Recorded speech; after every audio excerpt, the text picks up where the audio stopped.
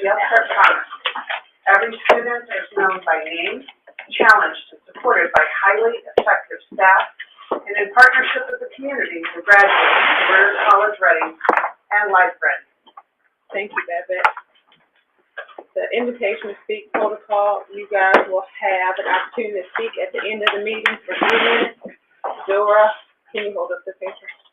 If you fill out the paper in the back, give it to Dora. You'll have 3 minutes. After each agenda item, I will ask for questions and comments also from the audience. Up first, we have a moment of pride from the athletics department.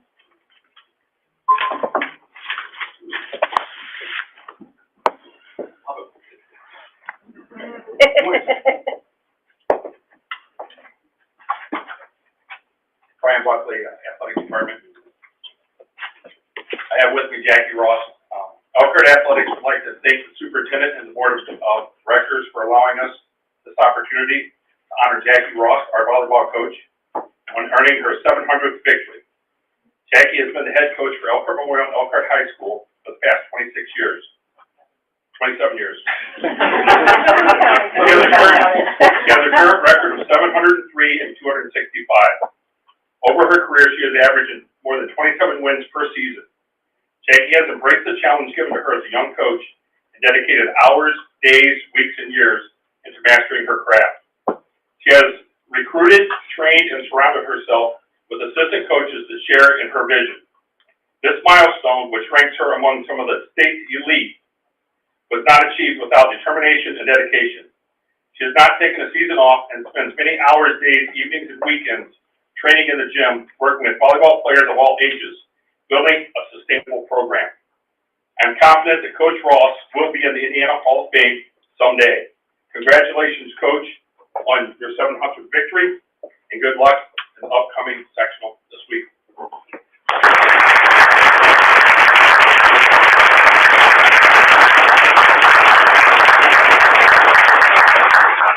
Thank you for your time and dedication. We really appreciate it. You made us look so good out there. Thank you. Good luck Thursday. Yep. Yeah. Mindy, you are up next. Good evening. Good evening. I am so very excited to present to you this evening some wonderful news for Elkhart Community Schools regarding the Prepare, Attract, and Retain grant that is sponsored by the Indiana Department of Education. So this past summer, Dr. Shepard and I had the opportunity to attend a summer summit that was hosted by the Indiana Department of Education to network with other educators across the state to address the challenges related to attracting, preparing, and retaining educators. This really was an excellent opportunity to meet with stakeholders represented from many school districts as well as from universities and colleges. Shortly after the summit, the grant opportunity was announced and the writing began.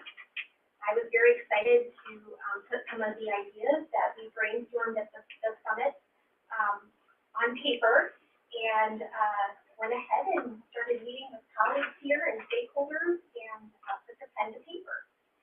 So the priorities of the grant are as follows: to elevate the mission and value of Indiana's K-12 educators, to recruit Indiana's best and brightest to serve in the classroom and in leadership roles, including racially and ethnically diverse candidates in high-need teaching areas, improve access to effective professional and leadership development, improve the process for recruiting, mentoring, and educating rising scholars, create networks with other educators and community partners, and increase the number of high school students entering the teaching profession, and increase underrepresented populations amongst candidates enrolling in teacher education programs. So all of those aspects. 2 weeks ago, on Thursday, I received an email from the IDOE awarding Elkhart Community Schools with a total of $631,000 to achieve these goals. The 4 proposed areas that I'm very much looking forward to working with my colleagues include expanding the current Elkhart Community Schools Mentor-Mentee program, our teacher induction program, in partnership with our local colleges and universities, looking into creating a bridge into teaching program, which would encourage our non-certified employees already employed in the district to seek out teaching licensure opportunities. Expand opportunities to support our teachers with stress and burnout, and finally, to create those opportunities for our high school students to explore the field of education through the Elkhart Area Career Center, as well as our high school. So over the next several weeks, I will be pulling together various stakeholders, groups of people, community partners to begin exploring all of the possibilities ahead. And as we work through the planning process, looking forward to updating you as we move along. So immediately on the horizon is working on the mentor-mentee program and then creating those opportunities for our high school students.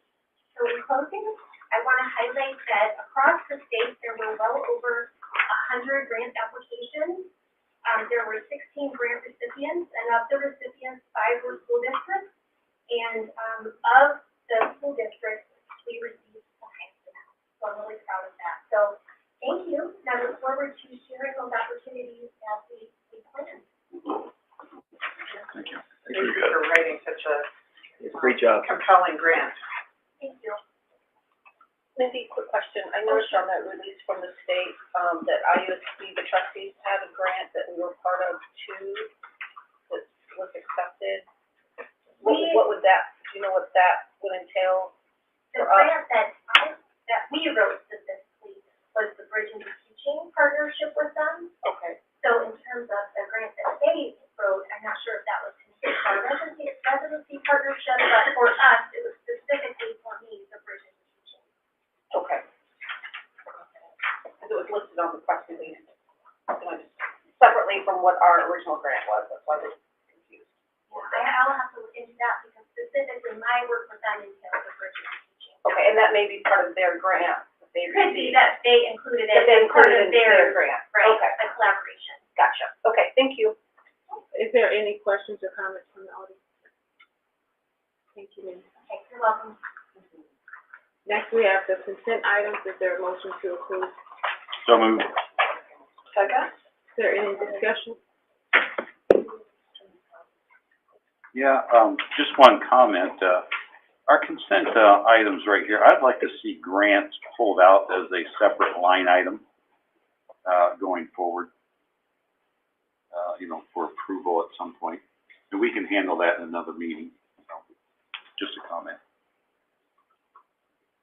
I know you'll do it. Okay, so we have Mary Bailey received a donation for school supplies from the Liver Component Plan 58 to 83. And they also received a $100 donation for student needs. Then NEVA has donated $500 to be used for our school facilities volleyball practices.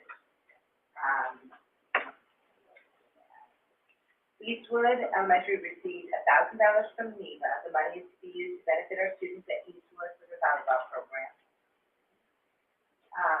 Whiteford Kenworth, with Dave Briggs in the second, he donated $900 to our diesel technology class for our students. Oslo Elementary School wants to thank Andrea Anderson, Jackie Ross for NEVA for donating $750 towards our extracurricular account. Awesome, that's it. Okay. There's one, you might want to take it down to the, that one. I'll do it. It's at the end, I don't know if it was out of order, but there's one for the Elkhart Area Career Center sponsorship, from Mississippi Supply, sponsor, the Career Center. Is there any other discussion from the board? Any questions or comments from the audience? All in favor? Aye. Opposed? Motion passes. Are you doing this?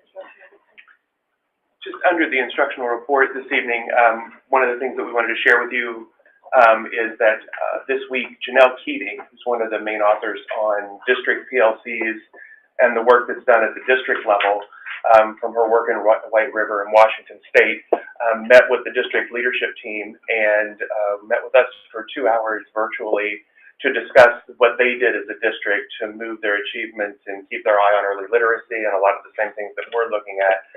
For us to be able to discuss finding that right balance of the assessments that we're giving, what the work that we're doing on essential standards, how common formative assessments and unit development works, so that then we can work with our guiding coalition at the district level to then be able to do that. So that was a big piece of some work that we did yesterday with that professional development.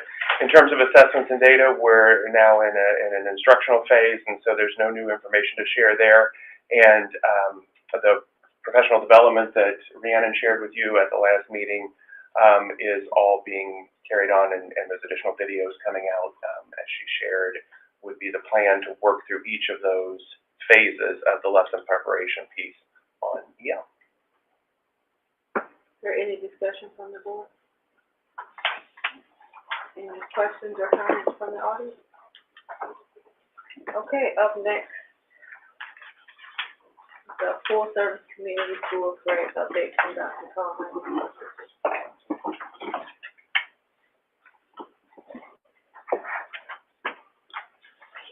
So there was a question from a patron at the previous meeting about the community schools grant, and there have been some questions from board members regarding this. So I wanted to provide some more detail for you about what this is. So a community schools grant, the first paragraph there is the definition of a community schools and what they do as it comes from the Federal Registry request for proposal. So the actual response to the request from the U.S. Department of Education says the community schools serve as centers of the community, connecting students and families to vital resources that can help them thrive. Importantly, community schools expand learning and enrichment opportunities for both students and parents alike, and promote family and community engagement in education, which ultimately can bolster student success. And then the Coalition for Community Schools describes the great strides that have been made by community schools across the nation in their efforts to improve student learning, stronger families, and healthier communities. These schools work in partnership with their students, families, and their communities to set specific goals tailored to their local context. Many of the schools that take part in this see a positive impact in attendance, school climate and culture, family and community engagement, academic achievement, graduation rates, and college readiness. And the evidence of this, just recently there was a 2020 RAND Corporation study that's been broadcast broadly and shared quite a bit about New York City community schools. And in that, they did work through elementary through high school with the community schools effort. And in that, sprinkled throughout the results were increases in attendance, on-time grade progression, credit accumulation, and graduation rates were consistent results. Other things were family engagement, being more successful in classroom work, and a couple other were found different years, statistically significant on various years, but consistently that report showed those things. And when you go to the Learning Policy Institute and you look at their document, which is kind of a meta study, a big study of 143 studies, they identify the 4 pillars of community schools. So you do integrated student supports where lots of agencies and people come together to support students. You expand learning opportunities both during and after the school day. There's family and community engagement, and you have collaborative leadership and practice. Around those 4 pillars, when they look across all of these different studies, some of them longitudinal, some of them shorter, overall they're consistently finding that an effective practice and why community schools are promoted by the US DOE and are seen as an effective practice is that they consistently can lead to improved academic achievement and progress, improvements in attendance, the discipline rates and healthy behaviors, student efficacy or students feeling like they're more in control of their learning and better able to regulate and monitor themselves, student engagement and self-esteem, better relations with adults and their peers, and better parent relations with schools, and an improved school climate. So all of those factors contributed to our desire to take part in this plan. So in the winter of 2020 and 2021, I was approached by an Elkhart Memorial graduate, Derek Miller, who has done work around community schools in Illinois. And he said, you know, I have these proposals that I've worked on with some other districts around community schools, and I'd like to give back to the community in Elkhart and help Elkhart schools. And I said, well, let's have a conversation about that. So some of us pulled together on a virtual meeting. He talked to us about what they were. As I was growing up, I grew up down in the southeast corner of the state, and Cincinnati public schools were really struggling at the time. And there were some underdeveloped parts and underserved parts of the city that were places where people just basically didn't go. And Cincinnati public schools embraced this community school notion, and they're sort of the poster children for this. So I've seen the transformation of what this has done for a community and was familiar with it generally, but then digging into it with Derek and the team, we did that. So we had worked on a grant application, and then in April of 2021, there was a letter that we received indicating that there was a hold on the program due to the pandemic relief funds. That when they were giving out all those ESSER dollars, they decided to pull back on and put a hold on this. So in July of 2022, the USDOE released a new request for grants, rebooted the program. Derek had contacted us earlier in the summer and said that he knew that this was probably coming. And so through the late summer and early fall, we worked to revise this grant application with the priority areas, survey families and staff, and partner with Concord Schools, which I'll talk about in a moment. September 12th was the deadline, and when you go to the USDOE website, the deadline for final intergovernmental review is November 10th, so we're anticipating that we would hear sometime after that. So the name of our coalition and the way that we're working is Elkhart Community Opportunities for Learning Engagement, ECOL. And the priority area for the grant is that the local educational agency or the school district, they want people to partner. They were looking this time for there to be a partnership between LEAs and to focus on Title I schools. So in our conversations with Concord, they contributed that Southside and Westside would like to take part, and for us, Beck, Daly, Monger, Beardsley, Roosevelt, and Pierre Moran. So again, much of this is what we had talked about and planned for previously, and then had to put on hold and wait because the USDOE did not carry through with that grant program earlier. And as I indicated, we've had grant writing assistance, and the evaluation piece written into the grant is by a firm led by an ECS grant. So the focus areas that are in our grant are high quality in and out of school programs and strategies, family and community engagement and support, high quality early childhood, health, nutrition, and mental health supports, and then supports for transitions between the grade levels. So if we look at these, I just want to give you a high-level view of what each would be happening in each of those areas. So when we're looking at high-quality in and out of school programs, the grant would include some professional development for teachers on inquiry and critical thinking, along with how to infuse the art. And while the grant is not meant to pay teachers, and this gets to a question maybe you were asking in an email I received from you earlier, Mr. Weaver, there will be, at the professional development rate, payment to teachers who engage in that professional development. When we look at almost any federal grant, the two key words in a federal grant are supplement and supplant. And in almost all of these federal grants, what you're asked to do is supplement things that you're already doing. So you can't use a federal grant to pay for something that you currently have in place. So paying for teachers that we currently have on staff in any of those buildings we couldn't use, but we can use the money to pay them professional development to work on more effective teaching strategies and strategies that will be more engaging for students. Secondly, standards-based academic and arts programming, so things where we could incorporate dance, theater, visual arts, music, both during and after the school day, were part of the grant as we originally were envisioning it back in 2021, and we carried those pieces over. And then after school, cultural, art, and academic enrichment programs that would be in blocks of a couple hours connected to the classroom instruction. There would be opportunities for our community partners or for our own staff to conduct those after-school times for enrichment and the opportunity to build in those activities. The next piece would be family and community engagement and support. And so some of the things that we would do was we would have a weekly schedule of activities on child-related topics, child development, and how to support children as they learn. We could be providing monthly 2-hour family sessions for groups of 10 to 15 families and some teacher teams that collaborate and help families advocate for their children.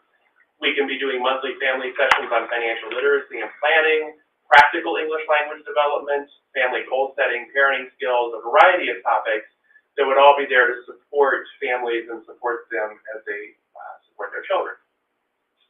The third area would be high-quality early childhood programs. So as we look at encouraging families to take part of early childhood options that we offer either through our own early learning center with Head Start or Title I, we also want to encourage that families are working, that they know what it means to attach with your child, to do family networks and the importance of play and social connectedness. So those educators and mentors would be providing that early parenting education to help them, and we would have the opportunity to provide some home visits to boost their socio-emotional development, language literacy, and children's numeracy skills. How do you, get down on the floor and read with a child? How do you play games where you count or identify colors if you're going to the grocery store? What can you do so that you're building up the students' language development and vocabulary? The next piece would be health, nutrition, and mental health support. So we would conduct a survey to determine what needs exist and what might be added to make primary care, vision, dental, nutrition, and fitness more accessible. Would there be opportunities for telehealth or on-site options for parents and guardians to bring students to? Those would all be things that we would be evaluating. So while we know that there are partners in the community that do this, we've also had partners that said they'd be willing to help expand sites and opportunities. So we want to survey and determine that with those partners to determine where that is, where do they have sites, where might something be more available, where might something be more accessible, those kind of questions.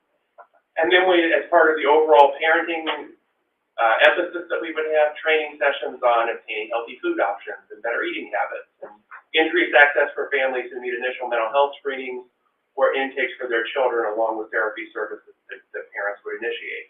So if there are behavior issues or there are mental health issues for a student within the building, and we all know that with the shortage of providers and the difficulty that families have getting appointments, what can we do to help increase that access and facilitate being supportive of that?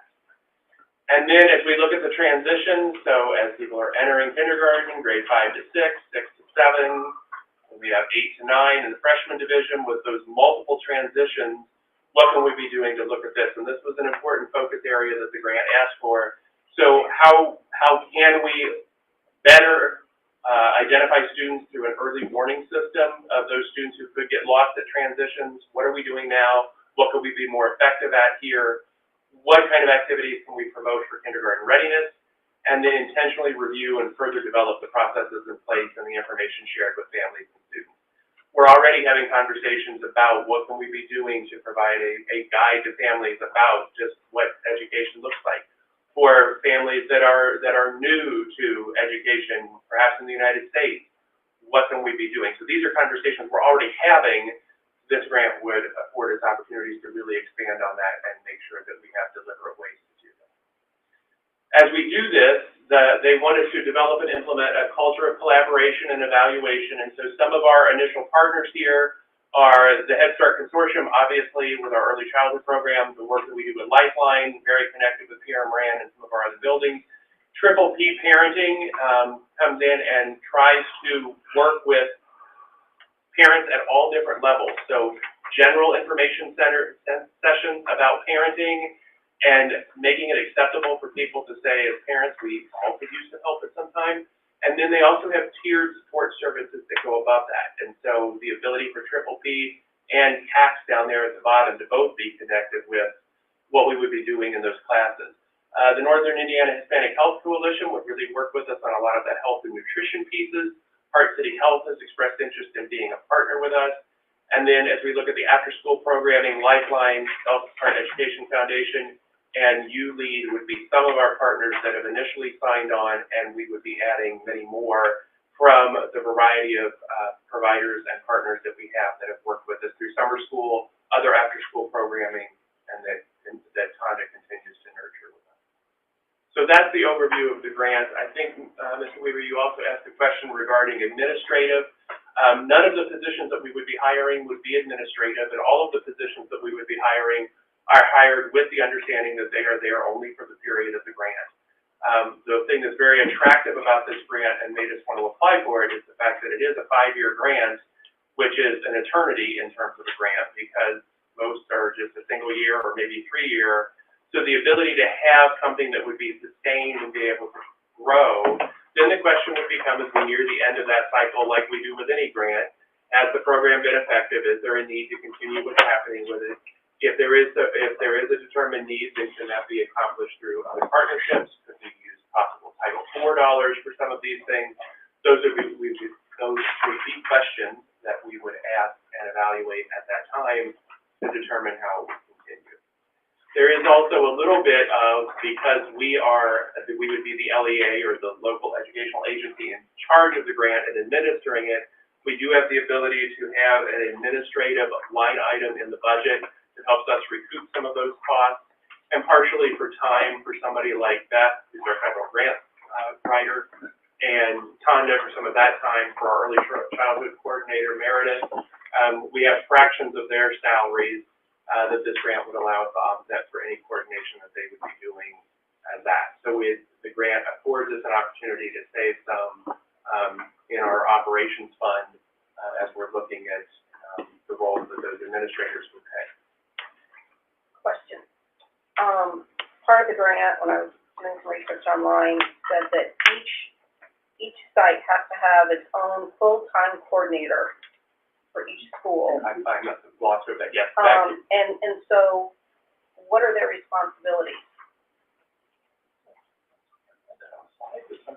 So, yes, so there is an overall program coordinator that is hired through the grant, and then each site coordinator. So when you're talking about those weekly activities that would be happening at the different sites or would be coordinated and promoted, when you're looking at the after-school activities that would be taking place, the extended learning opportunities for after school, those on-site coordinators would be doing those responsibilities at each school, so it doesn't burden anybody who's currently there.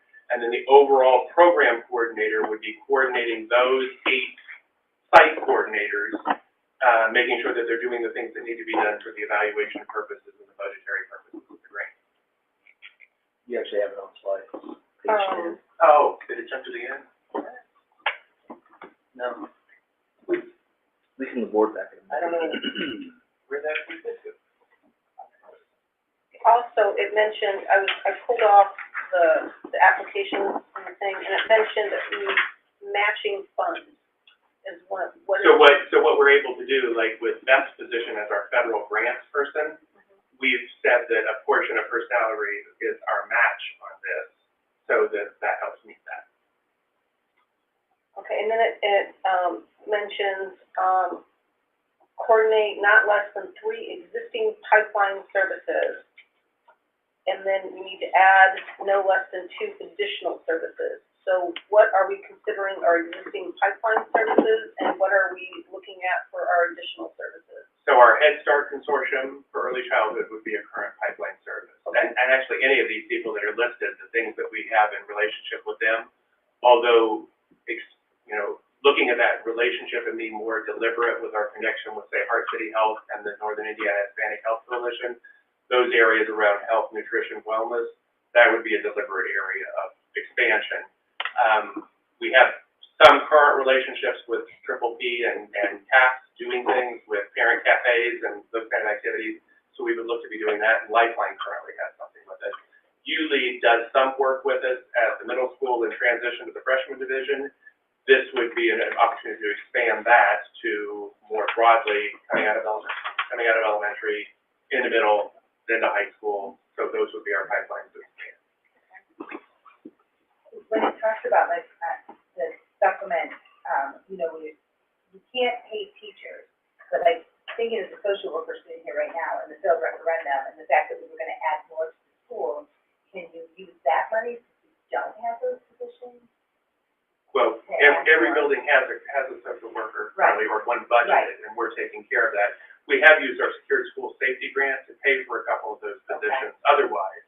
So that's not something that's left unfilled at the moment, other than if we have an opening. Well, and when we talk about the music also, the concern that they have right now, that would it be in the afternoon, and when it be back in the morning, to continue to build the music, can that, be used for transportation, to cover any of that budget, so we can move that back to the way that it was before? Potentially.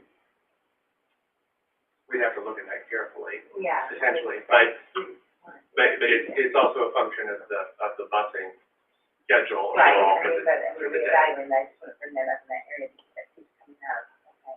And when you talk about the health and wellness, can we donate money to, programs that are already out there so that we can just make sure that our parents can get to where they need to be?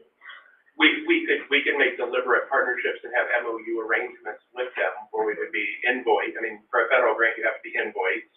So we'd have services that we would expect them to be providing in exchange That we would send our families? that we would Yeah. send our families to, where they could come into our building and do a informational session or do a parenting session or a cooking demonstration or any of those things. On one of the things that, an email you sent us, it was about the goals for the program, and you listed out some goals, and on every single one it says statistically significant level. Yeah, so What does that mean? that means that when you're looking at it with other schools and the percentage increase, is it statistically significant? Meaning, it's not just a couple percentage points, but it's a test that you run to say that at an effect size, saying like, we want to see that 0.05 effect size. And I get you far in the weeds, you look at a statistical table, you determine what that percentage is, and then when you plug it into this overall formula, it determines, are you really getting the bang for the buck that you said you were going to get out of it? So that's the job the evaluator would do, would be looking at student test scores, would be looking at evaluations, would be looking at survey results, would be looking at participation, and are those rates at or better than other districts similar to us in order to be able to say we're getting the bang for the buck. And that outside evaluator is included as, it's an external one, included as part of the grant. Right. At a significant cost of the grant. It's a significant cost of the grant, right. But that's their wheelhouse, they've done this for other, community school grants. So my definition of significant, improvement or whatever like that, would be a double-digit increase in the first numbers, not a 1. Okay, when it comes to doing stuff like this.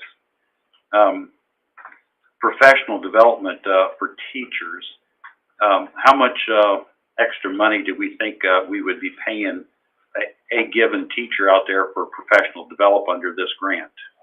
Or they would be Is getting it 500, 1,000? Is it 2,000, 5,000? We'd be looking at the number of hours that would be offered at the professional development rate that's currently in the contract of $26. So, is professional development a significant amount of our current teacher salaries? I mean, there's professional development that's carried on during the day, but then we offer a great variety of things in our summer, do one thing that was shared with you, and then other opportunities that are given out throughout the year. So, by and large, that's not gonna really have an impact on, money reaching, directly to our teachers. Okay, I'll go on from that. I It appears, don't understand your question. it appears to me that we already do most of this already. And, when it comes to, health services and connecting the community with whatever like that, there's an array of health services from A to Z, within this community right there, directly in the, local neighborhoods, where these families are. I see this as a large layer of complexity that's added to what we're expected to do here. And I also believe that, we need to get back to basics, because we're not at the basic level right there. We've got kids out there that can't read, okay? They can't do math, they can't do science. All right, that is unacceptable, and we're gonna layer on another layer of this when we don't do the basics right. I wholeheartedly disagree with that. When it comes down to, there's a comment, that I had referred to, this program does not include any specific limitations on administrative expenses. Okay, right? Okay, a community school director, that's not an administrator? It would be kind of a miscellaneous position, or it could be an administrator, but it's not an administrative position that would last any longer than the purposes of the grant unless we had another funding source. Well, we've approved this already, correct? Yes. Okay, just so the public knows, I made a mistake in approving this, all right? I'm not, and now that we've uncovered and unwound this thing, this is a grant, that, as the late Tina Winger would say, not for Elkhart Community Schools. And also, as Tom Stump would say, city or county council, about funding, you know, you get stuck with these things, you know, down 5 years down the road from now, and guess what? It's gonna roll on, it's gonna roll on, it's gonna roll on, and stuff like that. And if I'm here in 5 years, I will make sure that either we have the funding for this or it's gonna go away.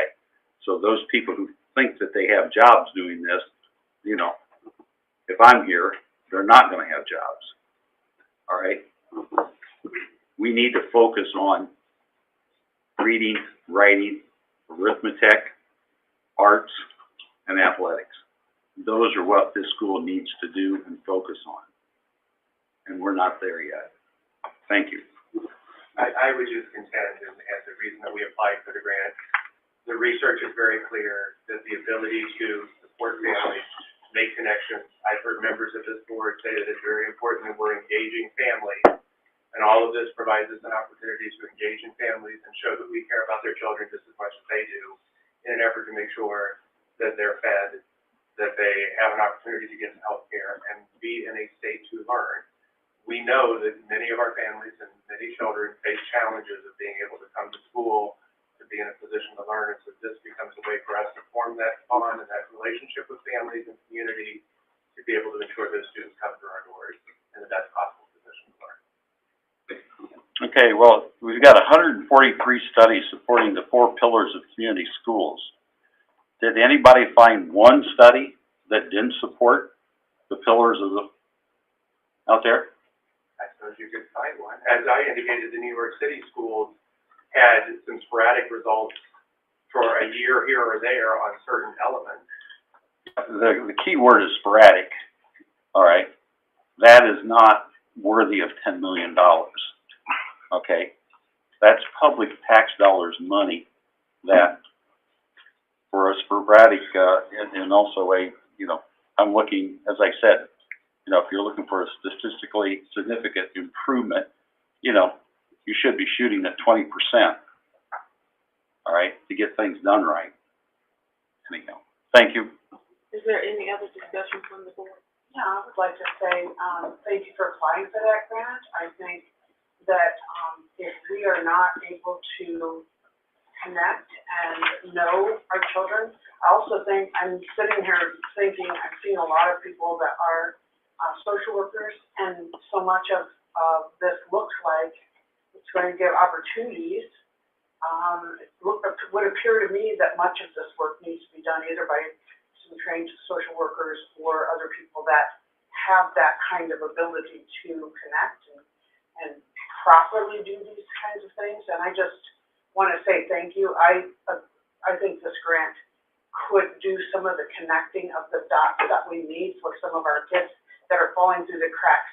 There are children falling through the cracks, and not everyone has the same opportunity as other students. And so I appreciate that this is trying to find those kids, help train families, and help parent better. We're always talking about, and this on this board, if the parents would only do whatever. Well, oftentimes parents don't know what that is. They don't know what the whatever is. And we have to help them. We have to give them the tools.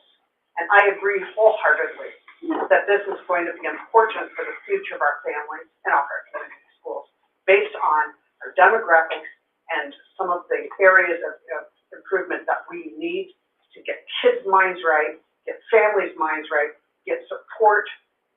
I think this is excellent. Thank you for doing it. Is there any other discussion from the board? Questions or comments from the audience? If you have a question, can you come up to the microphone, please? Okay, I have a question. You say think right and be right. I hear you say that you guys need help with mentoring. Why aren't you reaching out to local churches and telling them your need? I am very much about mentoring. I mentor at RITA. I help young mamas. There is a mentorship for the men. fathers, reach out to your churches and community without reaching out to the federal government to see what the streams are that you have to go through. You say 5 years. What do you have to do in those 5 years to keep that money coming? I want to know that. And then also, this medical, yeah, it sounds good that you want to send them out and help them get what they need. I understand that, but when I was reading some stuff, it was talking about bringing these things into the school. And as we know, our parents are busy and they're not really paying attention. And yeah, if they need to get something, go ahead. But I just think that it's too loosey-goosey, too many things are going to, excuse my not articulating very well, but I'm a little upset because I'm a parent that cares. And I know there's other parents that care in the churches, in our community. Reach out to our community churches, and let them know what you need. There will be a handful, I guarantee, a handful from every church to come in and help, come alongside. That's all.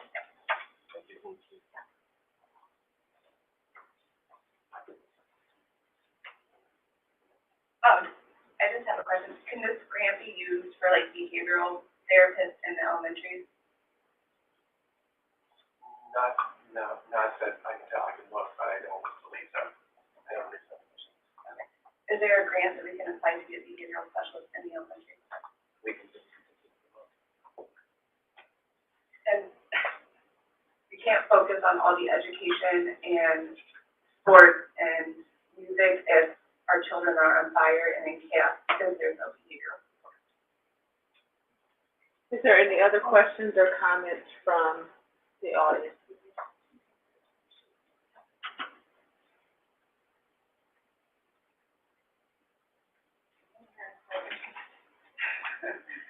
I guess I've been a social worker in this community for my entire career, and if we continue to look away from the trauma that exists here, we will continue to have shit testimonies.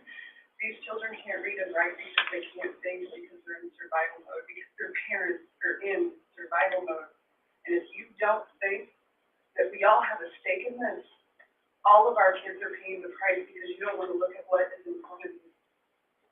I don't know where you come from, but I come from right here in this community. And they are in survival. We are in survival here. Our demographic is 70% poverty. And you want them to excel and learn, and you don't want to know where they come from. How dare you? This is significant. You need to come into our communities before you make judgments that you have no position to make. Thank you. Well, let me address that, okay? Two things. Wait, One, if we want to put the... we don't want to turn this into a debate, so Okay, well, I have keep that in comments. mind before you make your comment. I have comments to make.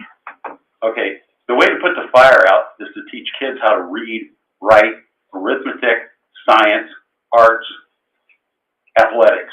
That's how you put the fire out. You get the basics down, and they'll be right. Do I agree? Are our kids on fire? Absolutely out there. That's because they are not mastering the basics.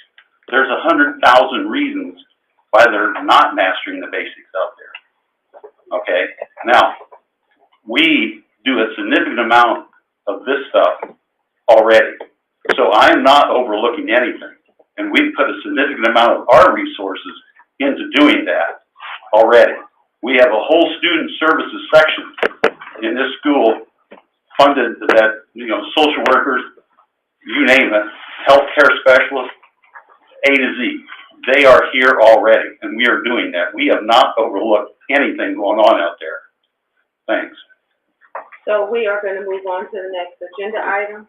The next agenda item is the Bristol Public Library reappointment. The board has the honor of appointing someone to the Bristol Public Library Board, and so I am asking for the board to reappoint the current person. Who is the current person? Mr. Thorne? Who is the current person? No. This This is Kathy Green. Kathy Green, yes, Okay. Kathy Green. Is there a Drawing a motion? blank on it. Motion. Second. Is there any discussion? Is there any questions or discussion from the audience? All in favor? Aye. Opposed? Motion passes. Next up, the board meeting schedule. In your packet, you had a copy of a board, meeting schedule for 2023 for your initial review. Excuse me, as I indicated in the packet, to you, we were wanting to see if you wanted to maintain the retreat time at the end of February or maybe look at that differently. So that was just highlighted in there, for consideration as to what would happen. So again, this is just presented for initial review. Is there any discussion? Any questions or comments from the audience? New course offerings, Dr. Shepherd. Good evening. It's my pleasure to share with you 3 new courses added to the School of Business and International Language pathway. The first one is Management Fundamentals. In this course, students will look at the functions of managers, including the management of activities and personnel. They will look at the judicial system, the nature and sources of law affecting business. They will study contracts, sales contracts with emphasis on uniform commercial code applications, remedies for breach of contract and tort liabilities. Of course, we'll also examine legal aspects of property ownership, structures of business ownership, and agency relationships. This is part of the Business Management and Administration pathway and will be a step 2 course in that pathway. The second course is New Venture Development. This course will look at entrepreneurial, marketing, and management aspects and focus on key marketing strategies. Students will apply marketing concepts to entrepreneurial company challenges, which include creating and nurturing relationships with new customers, suppliers, distributors, employees, investors, and understand the special challenges and opportunities involved in developing marketing strategies from the ground up. This will be a pathway for the marketing and sales, entrepreneurship, and also is a step 2 course. The third and final course is the Accounting Capstone, which will emphasize managerial accounting concepts and income tax accounting for individuals and sole proprietorships. Topics that will be covered in this class include budgeting, standard cost systems, responsibility accounting, incremental analysis, and capital investment and analysis.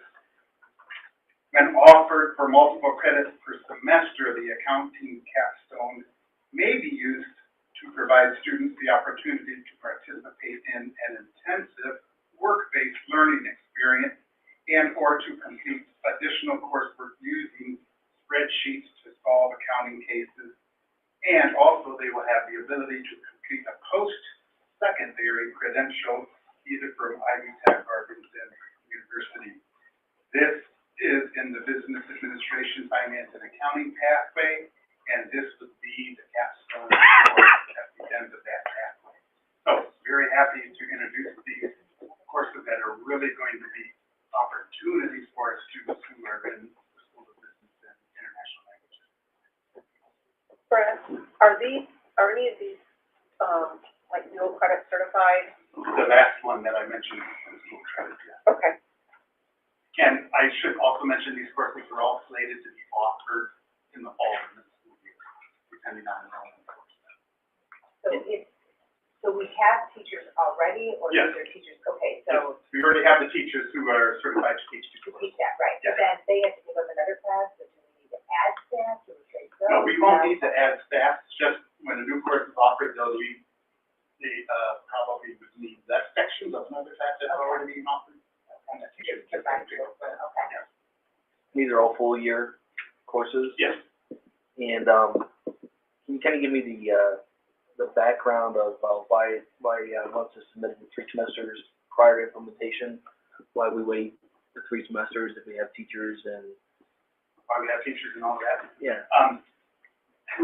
It's 3 semesters now because they wanted to get the course done. Usually we ask for it to be no later than, winter of the year before, because, it's a matter of getting all of the materials and resources in place and working on course schedules and getting students enrolled, so all of those processes have to take place in order to get a course up and running. Okay. Is there any other discussion from the board? Any questions or comments from the audience?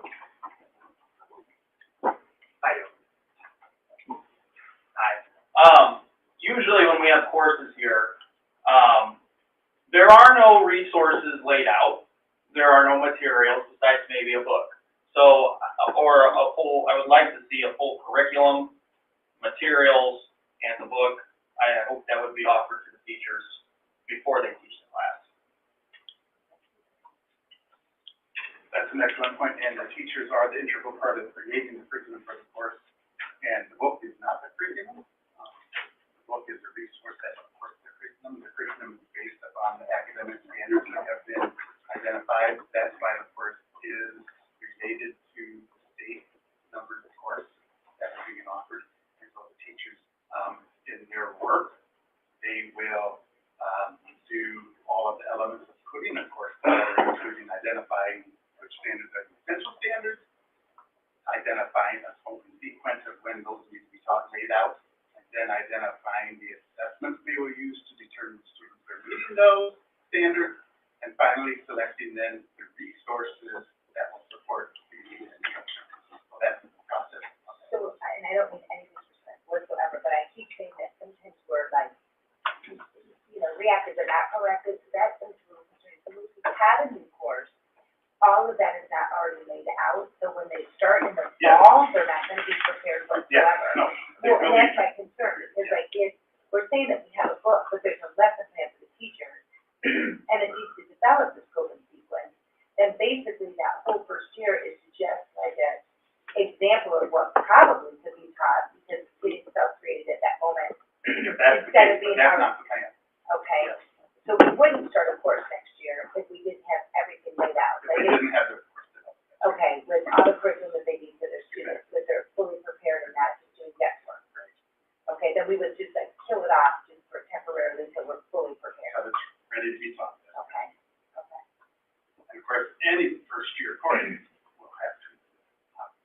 Right, but not like so many tweaks that they're actually developing and just, As they like, go along. well, because then our children aren't really getting educated, they're more like a test sample, and that's not great, especially that junior, senior year. Okay. Is there any other comment? I have another one. Last comment I'll make on this is, I bet the business teachers will love to know that they have to spend more time creating more curriculum. And I just kind of along the same lines, I'm looking over this and it says, name a person or staff licensed to teach this course, and it says all on staff are licensed to teach the course. And I go back through the description, and with my legal background, you're talking about the judicial system, you're talking about the UCC applications, remedies for breach of contract, tort liabilities, legal aspects of property ownership, structure of business ownership, agency relationships. This seems very legal heavy, and as an attorney, I think that I would have to brush up on some of these applications in order to do this. Yet we have all teachers on staff that are, licensed to teach this course. Yeah. Yeah, and of course, as you know, with any content area or any subject area, anything you delve into there are different phases of that.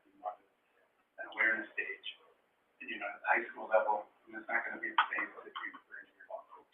Sure. Well, and I love every time that you bring a new course to us, because we definitely need to expand it. We wanna bring in new students, and we wanna, retain, but my concern is, and what I've heard, from teachers and staff, is that bringing in a new course and basically tossing them to the wolves, which can be our children, sometimes our students, is not really creating a new course. It could end up just falling flat. And I love the course description. I I love this course. If we're not ready, if we don't have everything that those teachers can do, I than teaching the class that's necessary. Thank you, Dr. Shepherd. Thanks, Dr. Shepherd. Kevin?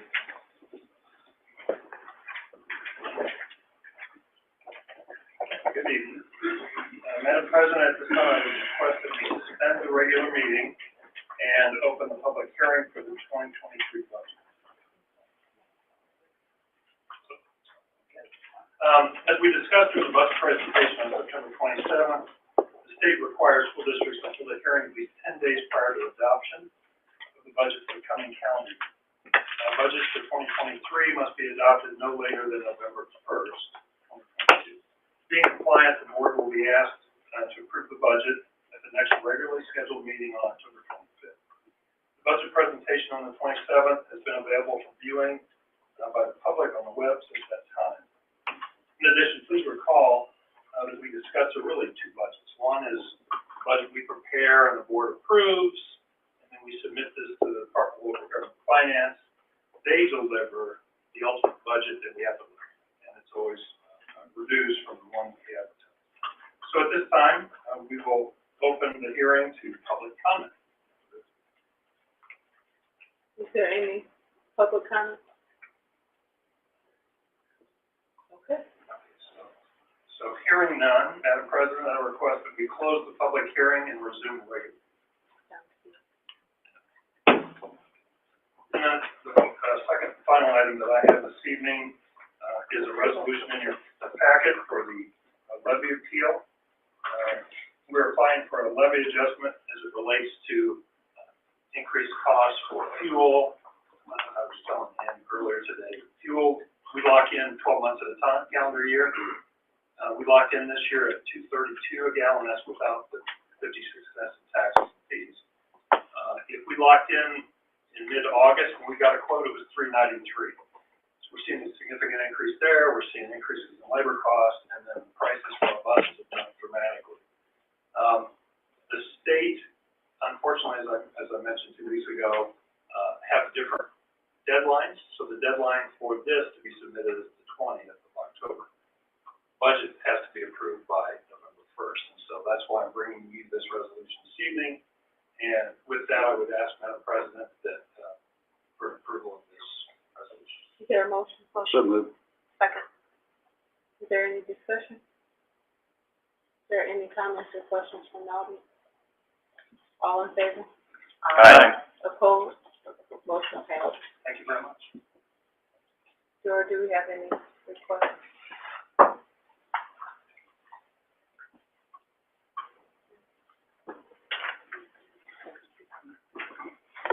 Jamie?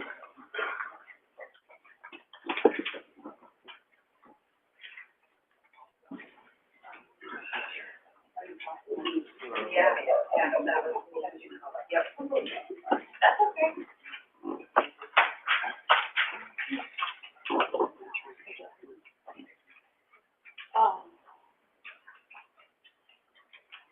Go ahead, Jamie. Good evening.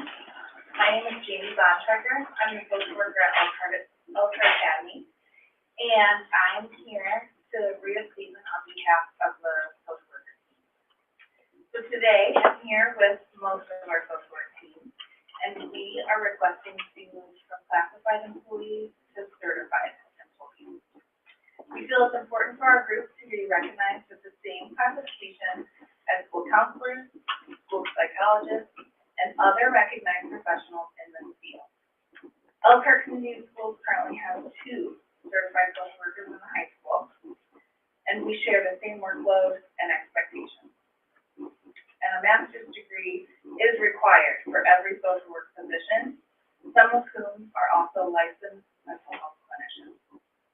So with that said, we work beyond the hours of our school day, help in many ways throughout the district as well as in our community. We're coaching, we do after-school clubs, and we do a lot of community service projects. In addition to building the culture in our schools, we provide individual and group therapy. We teach Tier 1 classroom lessons. We do case management services, professional development, and any other requirement that falls under the mental health umbrella. Being certified compensation and benefits, as we are currently experiencing a high turnover rate due to the lack of compensation. As a team, we will be getting our IDOE license by December to meet the requirements for certification, despite the fact that this classification of us being certified hangs in the balance. We continue to be the mental health experts in our building and have been trained in suicide prevention, CPR, mental health first aid, and many other trauma responsive practices. We continue to be essential employees in our community, and so we invite the board to attend our committee meetings, district-wide meetings, and our county-wide social work meetings to better understand our role. Each of you are also invited to come to our building to observe what we do on a daily basis and get to know us better. So thank you for this time. Thank you.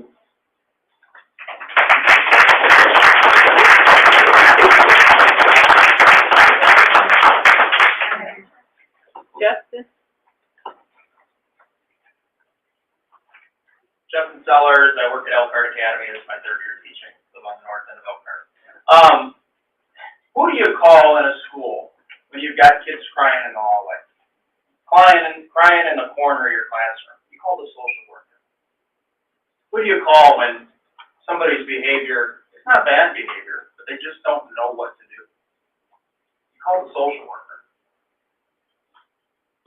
Elkhart Community Schools does not care about its classified social workers because they can't find a way to make them certified.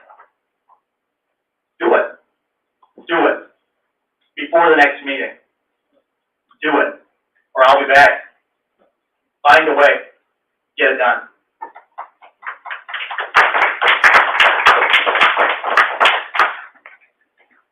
Bob?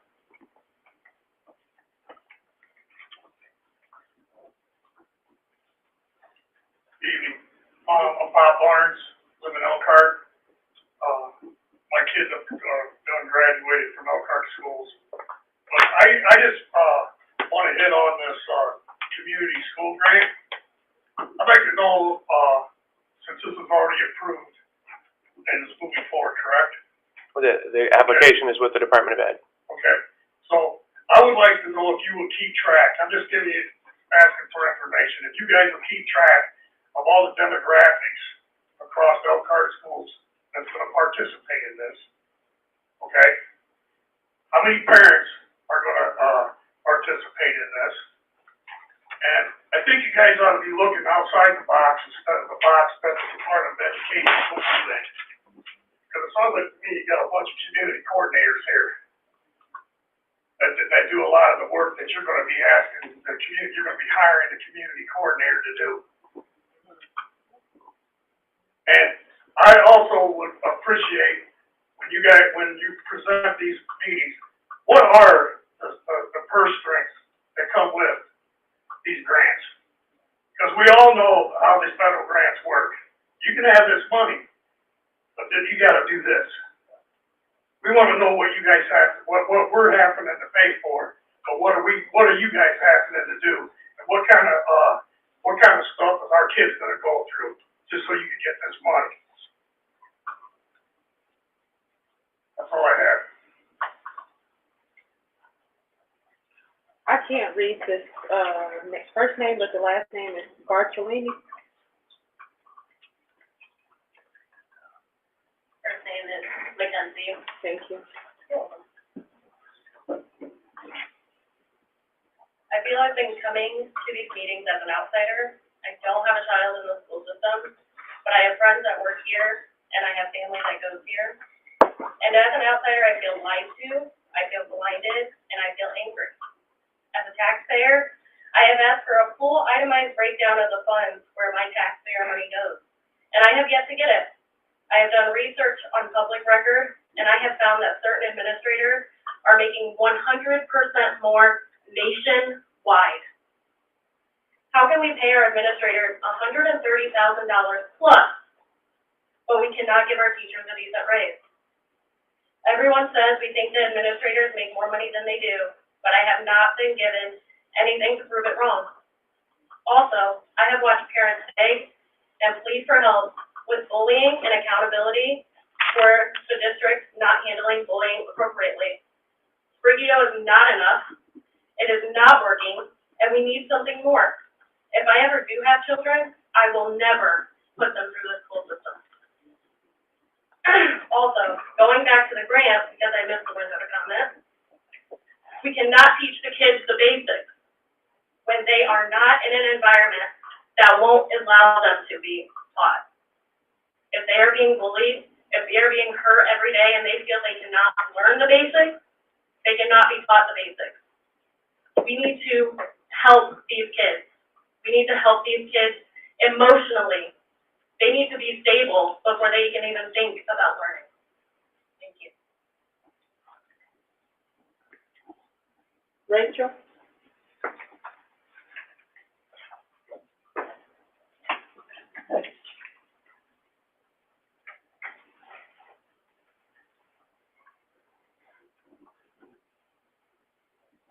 We often hear in education the parent voice as a critical missing piece of the equation. In June of this year, myself as well as other parents and community members formed as the Elkhart Community Schools Parent Coalition for Bully Prevention and Mental Health.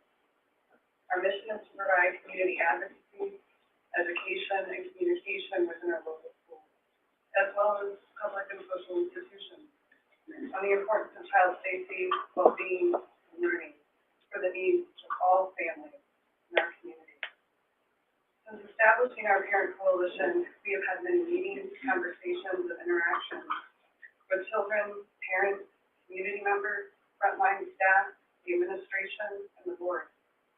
Tonight, we wanted to share you our experiences. In the very short time we have been attempting to advocate within Elkhart Community Schools, we've been met with lies, attempted manipulation, misinformation, false information, and disrespect. We have been referenced as uneducated and a waste of time. We have been misled and misguided on numerous occasions regarding policy change and funding. We have observed members of this board playing politics rather than building true collaborative efforts to affect change. We have learned in this very short time that we are not a functioning school system.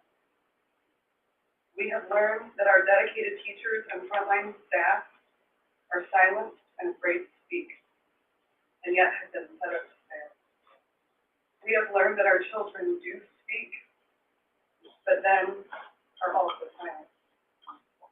Most of all, we have learned that the politics here are so heavily embedded in our school system and local community that the children have not been a priority for some time, because if they were, they wouldn't be on fire.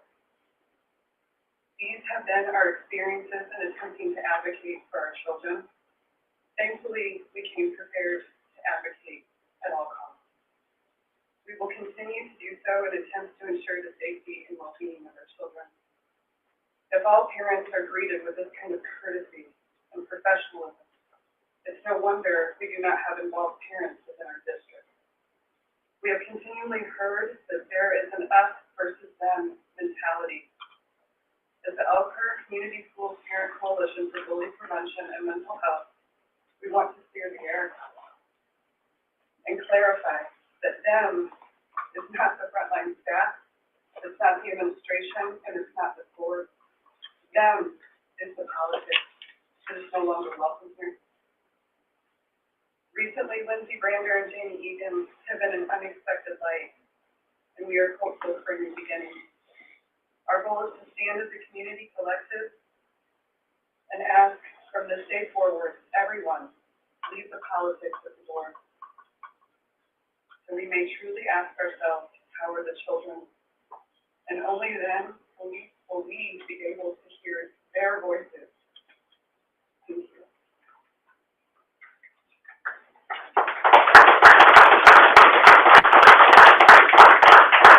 Dr. Tarn, if you have any.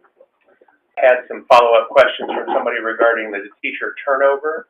So Maggie, if you'd like to come forward and share information.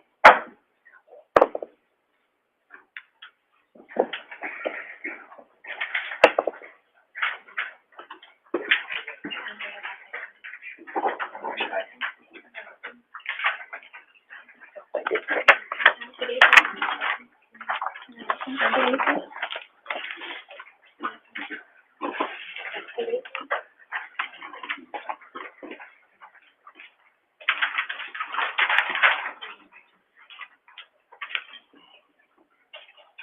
evening, everyone. As Dr. Palmer mentioned, I'm here today based on some questions that were brought up at the last board meeting. And hopefully this, will be able to come down to some questions, and if there's additional questions, please let me know, and we'll do the best that we can to help provide those answers to you. So the question derived as to the staff turnover and as to what that compares between last year and the previous year, based on previous data that I presented at the last board meeting. Okay, there we go. So for today's meeting, we're going to look at a couple of items here. The first one will be looking at reasons why employees have left the district in 2021, 2022, and then also in 2020 and 2021.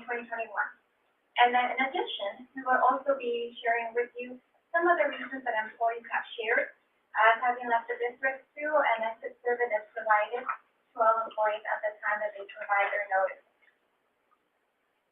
So the first piece of data that you will see is we're going to start looking at the data for 2020, 2021. And I want to start by saying, as you're looking at the numbers, just that on average, Elkhart Community School employs approximately 2,000 employees. And for the most part, the employee groups are evenly distributed, and that would mean certified and classified. So we have about the same on average. And as you look at the table, you'll notice that the number of certified staff who have left the district is pretty close to the number of classified who had also left the district. I'll give you a chance to look at those numbers.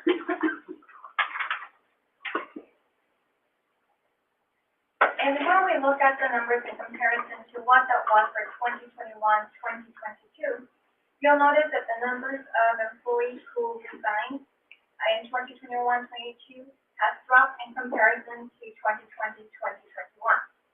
I do want to point out that some of the differences would be because during 2020, 2021, that's during the time that we entered the pandemic, and we did see quite a bit of employees on both categories exit the district, whether as a form of resignation or retirement. So this way, you're able to see in comparison as to what the numbers are between 2020, 21, and then 2021, 22. As you'll notice, one of the things to point out, again, as I mentioned, in 2020, 21, we did see a greater number of employees resign, and we also saw about twice as many retire in that school year in comparison to the following 2021, 2022. So this gives you a breakdown as the reasons why our employees have left the district. Unfortunately, we did have some employees who passed away in both years. We had the majority resign from the corporation. We had 74 and 38 respectively retire. We don't do temporary contracts very often, but we do have temporary contracts sometimes when somebody will be on a leave of absence, and that it will be a temporary contract for someone to fill in for that school year. Oftentimes, that contract turns into a regular contract, but that contract ends for that school year, and if the person is still available and interested, we bring them on in a regular contract. So that's why you will see temporary contracts, a very small number, because we don't do temporary contracts very often. Obviously, if they're a good employee and they want to come to Elkhart Community Schools, we certainly want to offer a contract right off the bat. And then terminated. You'll notice that the number is low in termination. We certainly want to make sure that we provide all the opportunities available to help an employee succeed. Sometimes we do need to sever employment for reasons that are based on board policy. So you'll see the number of people that have left the district for various categories. Any questions so far? Is there a reason for the large number of terminations last year versus the year prior? Part would be, I apologize, I don't want to give you my back. Part of it would be that sometimes people are terminated either because they did not follow the policy, or it has to do with attendance, performance. It could be for various reasons. But we'll notice that in 2021, 22, that's when we had more of a staff on-site than virtual. When we had the COVID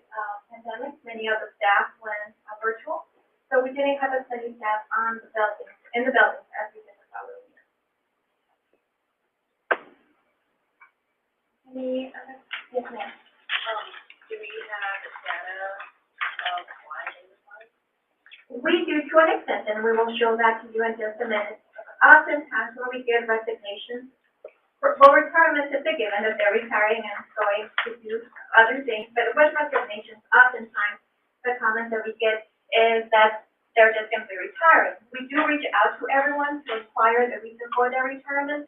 Oftentimes they will share whether they're going to a different district, or they're just seeking the education altogether, or they're just going to stay at home. So we do ask for their reasons. We don't always give those reasons. We have started tracking that information because prior to 2019, we didn't have a tool that was in place to be able to help with that information tracking piece. So we have started collecting that data for that reason, and we can figure out why our employees leave. Thank you for the question. Okay, and then on that note, to answer your question, I will let Dr. Tellheimer continue. So on the next slide, in September of 2019, during my first year here, we would put in place an exit survey where we asked questions about their job classification, the factors contributed to their leaving, things they liked about Elkhart schools, what was most challenging, and what we potentially could have done to keep them as an employee.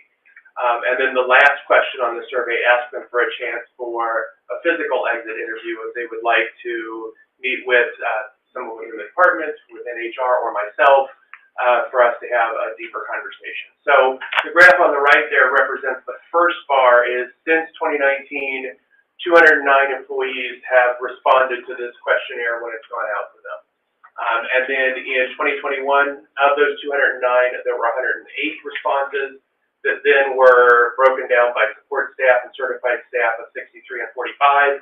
And then so far in 2022 through October 6th, we had 76 people that responded, and 35 are support staff, and 41 are certified and so the next slide kind of shows a little bit more detail about that. So if you're looking at the dark purple line, those are all responses that we've had since we've started the survey, and the two lighter blues and the light lilac color are the 2022, so our most recent ones.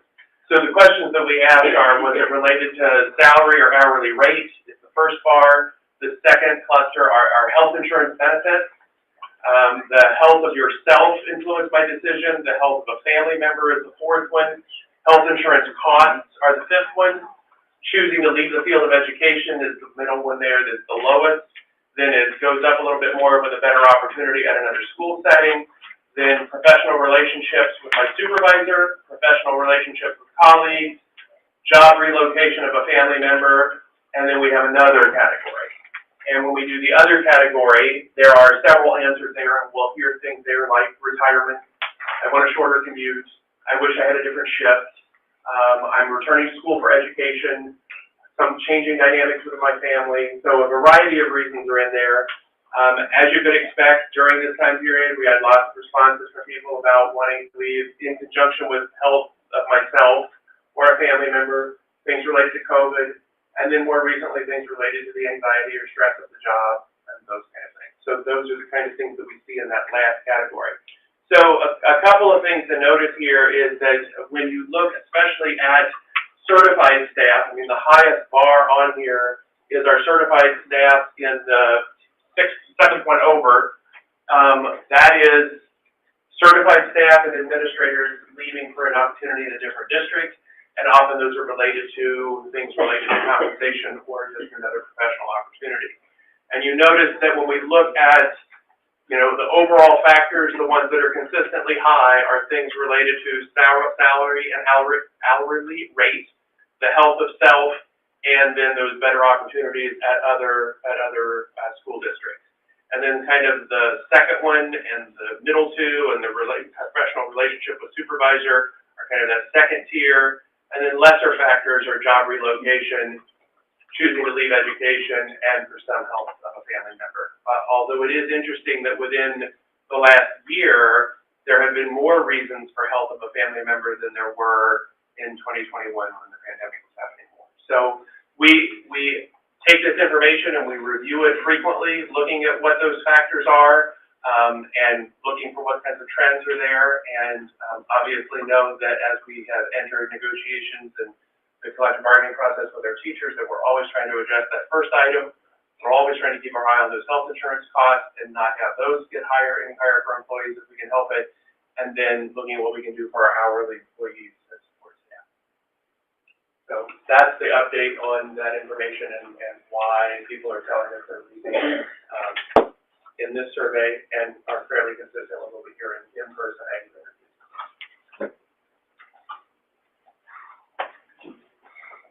Do you have anything else, Dr. Thomas? No, I do not. Anything from the board? Just a couple of things. Rachel, I appreciate the honesty that brought on, because we are, like they were sharing, that many of the better races people laugh at them behind their backs, but, they agree with the same thing, that politics are not necessarily. I highly support the social workers, and I know that we've been fighting and talking about, the classification changing for you, and I applaud you for continue doing that, which is really to be respected at a different level, and I'll say that out loud. So, and children are on fire, but at the cost of that, we have to stop denying that parents don't want to be involved. We need to teach them and help them remember what it's like to be involved. We aren't the parents, but we need to guide the parents to be involved. I don't want to sit on a board that will say to parents. That's not my job. My job is to encourage our parents to be involved and help them be better parents, not politically replacing them. And the big concern I have right now is I'm coming to the board meeting, Johnson Street Bridge is closed, which changes the dynamic of our mile walking students. And I'm super concerned right now that we're going to have an issue of children not showing up, no transportation. Are we meeting with the city and talking to them when they close the roads? Are we revamping what we have to do for our children? We have children that are way outside of that. Now they're going to have to walk possibly over an hour to get to school because it changes. They're going to have to stay away from Jackson Street Bridge, go down Main Street, come back down Jackson possibly to get to the school. So where are we when we talk about, igniting the fire on protecting our children? Have we even met with the city to know that we have put our children in a massive safety issue with Johnson Street Bridge closing? And the grant, I regret not knowing enough about it when we have all of these services right here in the school right now, but my biggest concern, where did we talk about our almost highest population, our Hispanic children, and how that grant is even gonna benefit them whatsoever with their language barriers? That's it, that's my 3 minutes before. I just want to highlight that, John Halligan, is going to be here, this week. I don't know if any of you are familiar with him. He lost his son Ryan, to suicide. He's been to our district before. My kids had an opportunity to take part in that when he was here last time.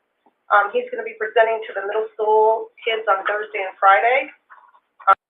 Thursday night, at the main campus of the high school, the Little Theater, he's going to be having a parent meeting. So I would encourage, all parents, who have middle school, and high school kids to come and listen to what he has to say in his message, dealing with bullying, mental health, suicide, and depression. And I also, want to encourage people to, support our, volleyball team, who is going to be playing Warsaw also on Thursday, for the beginning of the sectionals. They've got a great team this year, and hopefully they can go far with that. Yeah, I'd like to talk some, numbers for everyone here. Is Mr. Scott still in the building? Right here. He's right there, Mr. Scott. Mr. Scott, my understanding of it is our all-in budget of revenue from all sources this year was $174 million. Would that be reasonably correct? It's in the ballpark. Okay. So if you take and divide that by 11,200 students, you're at 15,500 per student per year with all sources of revenue coming to you. Okay. So now you got a $10 million grant over 5 years. So you break that down, that's $2.5 million per year. Divide that by 11,200 students, and you come up with $180 per year per student. Now, if you go back and divide those two numbers out, divide 180 by 15,500, you come up with 1.15%. Okay, 1.15% is what that incremental improvement's going to be per student on a yearly basis. Okay, now, my point being is that we do a lot of this stuff already, and I'd be delighted to be proven wrong in 5 years from now. But I don't see it moving the needle. I just don't see it. But anyhow, prove me wrong. Thank you. Is there anything else from the board? I just wanted, this is not for Kevin to answer now, but I just wanted to know sometime down the road what it would cost to move our, social workers to certified. Is it legal statewide, to do that? Is it, I don't know these things. And, I kind of am like, it's the qualifications that a social worker has to have. They, you know, they can't even be considered for a job unless they have their master's. Not like a teacher that starts out with a BS or a BA or whatever and then gets their master's as they go. So my question isn't to be, I kind of want to go, why wouldn't we? And is there, what would be the barriers to that? So I don't know if that's something that you could help us understand as we go along. And then the cost, and is there any way to find that money somewhere? Yes. The answer is yes. Is there anything else from the board? I would like to recognize our new principal at Roosevelt, Miss Helenia Robertson.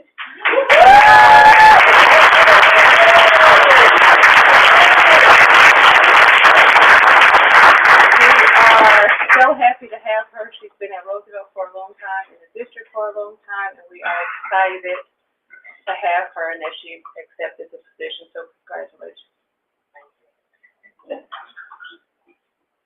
Doug says, do you want to say something? He wants to speak. Can I say that? No, yeah.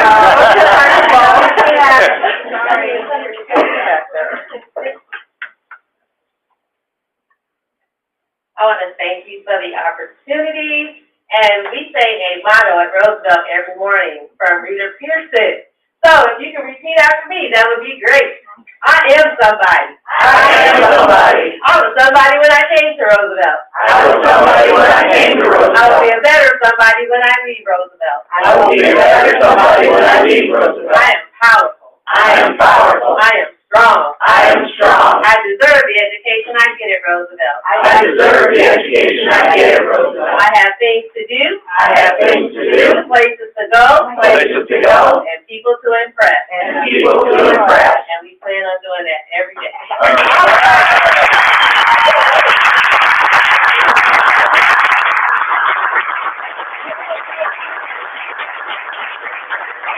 What a fabulous note to adjourn the meeting. Thank you, Dave.